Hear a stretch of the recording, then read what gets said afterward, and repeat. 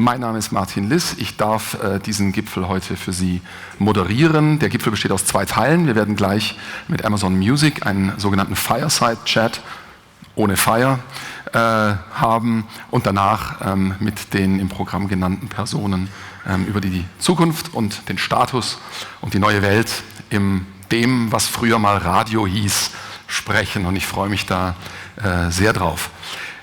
First of all, I'd like to switch into English because we have a very special guest today who is highly involved, a very senior position at one of the largest companies in the world that works an awful lot with audio, and we're delighted to have him here. He was flying back home from India and thought he makes a stop over here in Munich to say hello to us and give us a few of his insights.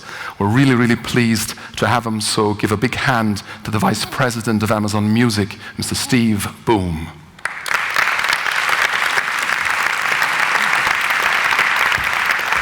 It's a pleasure to have you, Steve. It's a pleasure to be here. Please do sit down.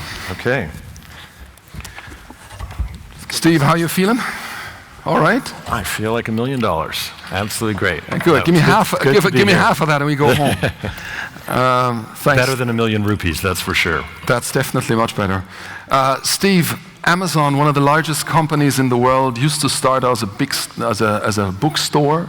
That wasn't too long ago. Now you're heading a little while ago. Well, from where I stand, it was yesterday, but that's because of my age.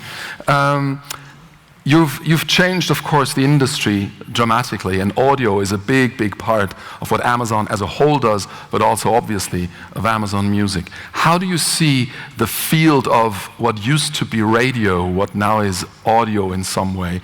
How do you generally see that field? Where do you think this is going? Well, I mean, what we've seen over the last few years is just an explosion of consumers consuming music, audio, non-music audio, sport, talk, podcasts. Technology has made that consumption more accessible than ever. And there's definitely a lot of technological change that we're in the middle of. But it's a great time to be a consumer because you have so much choice and prices have come down and you can access just about any content you want and you can access it on just about any device that you want. So we kind of see it as, a great thing. We always, at Amazon, we always start with, what's the customer experience, and then we work backwards from that. And when we look at the landscape for audio, the customer is king right now. There's so much choice, which is a great place to be. About the customer, you're just launching a service called Amazon Music HD. That's right. Which, if I get it right, means you can hear music in an even better quality than it actually is. Now, forgive me for being blunt. Do I need this? Absolutely. Because my music on Amazon Music sounds just fine. So we launched Amazon Music HD about 5 weeks ago. And in Amazon Music HD, you have access to the entire catalog of music, whether that's 50, 60, or 70 million songs at this point. I think we're all starting to lose count. All of that music is available at the same quality that you would get if you were to go purchase a CD. At the same time, there are millions of songs, and that number is growing pretty rapidly, of songs that are actually at a higher quality than CD. And we call the CD quality stuff HD, and the higher than that, higher than CD quality, we call Ultra HD. The truth is, yeah, you totally hear the difference. And everyone we speak to since we've launched the service, the reception in the industry and from consumers has been overwhelming. One of our key approaches here was that we felt like high quality audio to date has really been something for audiophiles. And we just don't believe in that. We believe high quality audio matters for everybody. Our customers were telling us that they wanted high quality audio in our service, and it was always one of the top 3 things if we surveyed our customers, what is it that you want, what would you be willing to pay for? It was always one of the top 3 things. And since we've launched, the response has been overwhelming, and one of the things we did is the naming of the service, we called it HD. Specifically because people understood what that meant. Yeah. Thank you, video, yes. Quite frankly. The industry had phrases like hi-fi and high-res, and when we talked to customers, they didn't understand those terms, and they certainly didn't understand whether one of those was better than the other. And then when we looked around the world, there were different definitions of those terms anyway. But when we asked them, do you understand HD, They said, well, yeah, that's high definition. And then we said, well, do you understand Ultra HD? And not surprisingly, the answer was, well, that's better than HD, which is exactly what we were going for.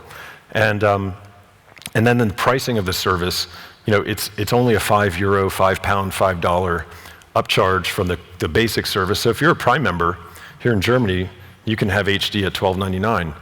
And the truth is that this is long overdue in the marketplace, that one of the big three services is putting a flag in the ground and saying that audio quality really does matter. Yeah, and you say we hear the difference. No doubt. You hear the difference, you feel the difference. Yeah. What people don't realize is that music, for the last 20 years, we've been compressing music down and making it sound worse because of technological constraints that have disappeared in the last 20 years. I mean, technology is a big driver, particularly now in the audio space, as we have experienced over the last years. I mean, this used to be the Radio Summit and has just been recently renamed the Audio Summit. Now, Amazon in general, Amazon Music in particular, are relying on high-end technology as well, as in algorithms, data, user behavior, and that sort of stuff. Yep. Wouldn't that make sense for you guys to launch proper radio stations? I think radio itself has a number of attributes that are unique to radio that are actually pretty hard to duplicate at scale just using technology. Yeah. So, our approach has really been to focus on music, and we have radio stations, but those stations are really just infinite playlists of music. They don't bring the character, the live nature, the local nature that I think radio does so well. Yeah, but do you think you will never be able to get that? Isn't that only a matter of doing it? It's possible. I think, if I were a radio station, I would recognize that technology is changing, and I would recognize, what are the things that make my service unique? What is the technology that's coming? And how can I bring those things together with my years and years of experience and actually go to the next level? I mean, I think if you look at what happened with music, recorded music, technology came along and disrupted recorded music in a very bad way in 1999 with Napster.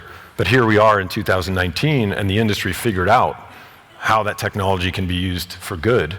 And now the music industry has been growing very healthily for the last several years. And frankly, the prognosis for the music industry is great. I think Universal Music Group has never been valued higher than they are today. So I think if I'm in radio and I see new technologies coming, it's about getting ahead of the curve and realizing how you can use those technologies. Yeah, and I mean, in music, the Alexa or the Echo device, the Alexa technology is probably Amazon's favorite girl currently. Very fond of her, yes. You like her all very much, and so do we. Anyway, though, many people haven't yet realized that Alexa is far more than a little dot on your table. It's a technology that can work in cars and that can work, I don't know where else. Where do you see the effect of that technology in the listening and audio ecosystem? Yeah, I think, honestly, Alexa and the Echo speakers have revolutionized access to music in a bunch of ways. First of all, what we've seen is that people who were not traditional streamers of music streaming has been very centered on the mobile phone, and as such has been very centered on youth.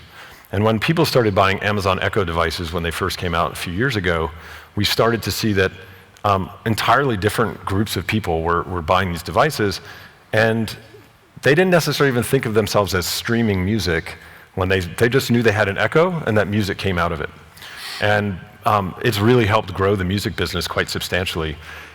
It's also helped grow radio, because now what we've done is we've brought music back into the home, we brought audio back into the home, and people listen to millions and millions and millions of hours of traditional radio through their Echo devices. And for me, the most important thing about voice, the voice technology or Alexa, is the way it just transforms the way that people interact with technology. It's simpler than ever before, but at the same time it's more powerful. And so when we see people how they use a music service on voice, it's quite different than they do when they're with their mobile app or on their desktop app. And I would suspect that if I were a radio station, I would see very similar changes in behavior, whether they're listening on the radio in their car or they're listening through Alexa. when you look at all this infrastructure now and all this technology and voice and the independence of users that have so much choice and that get super served through algorithms and data mining, and all this is only starting. 5 years is a long time when you think of where we were 5 years ago. Yep. But what do you think, where will we be in 5 years? What will or more specifically, what will the audio ecosystem look like? Will there still be radio stations? Will there be still many services like Amazon Music? Will there be other things? I think there'll definitely still be radio stations, for sure. I don't see that changing. Their role may change. Everyone's role when new technologies come around, people's roles in the industry change. That's what happens. 5 years from now, I can't even see 2 years from now because things are moving so quickly. But I would expect to see access to audio content becoming more and more ubiquitous and easier. You think about having Alexa in the car, really deeply integrated into the automobile experience. We like to say that in music streaming, there are kind of 3 phases of growth of the industry. The first phase having been driven by the smartphone, the second phase being driven in the home. And that's sort of the phase we're really in right now. Smartphones continues to grow. That doesn't mean that phase 1 stops. Phase 1 continues, but there's this new phase that's been happening in the home. And we see phase 3 clearly as the automobile, not in every country, but certainly in countries like the United States and Germany, UK. And what's, of course, very interesting is the home and the automobile, the best interface is clearly voice. It's not even up for debate anymore. We've seen what's happened in the home. And the car, it's even more obvious because it's frankly just as a matter of safety. Talking to an assistant in the car is a lot safer than picking up your phone and trying to do anything. Yeah. It's really great insight. We'll see where this goes. You worked at multiple companies in the Bay Area yourself, years at Yahoo before you joined Amazon. How would you describe your work now at Amazon's music streaming service compared to the other, dare I say, IT-driven startups that you were in before? Well, it's kind of funny because I was at Yahoo from 1998 to 2008, and including 4 years based here in Europe. In about 2006, we were the first company. I was responsible for mobile at the time, mostly before the iPhone and Android came out. But we launched voice-enabled mobile search on BlackBerries back in 2006. And it worked. It worked really well. But it was way ahead of its time. And it was interesting to find myself when I joined Amazon in 2012, right away being brought into the fold of a top secret project that turned out to be the Amazon Echo when it came out.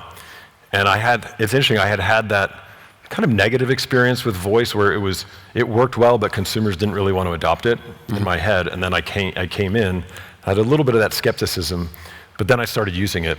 And I think we all realized pretty quickly that there's something magical here. And so for me to see my career, and I'm not come full circle, but to start doing this thing in voice in 2006, take a break, and then it's been a huge part of my career ever since I got to Amazon. It's pretty exciting. That's pretty great to have you here. Thank you very much. Yeah. Steve Boom, everybody. Thank you, Steve. Yeah, pleasure. Thanks.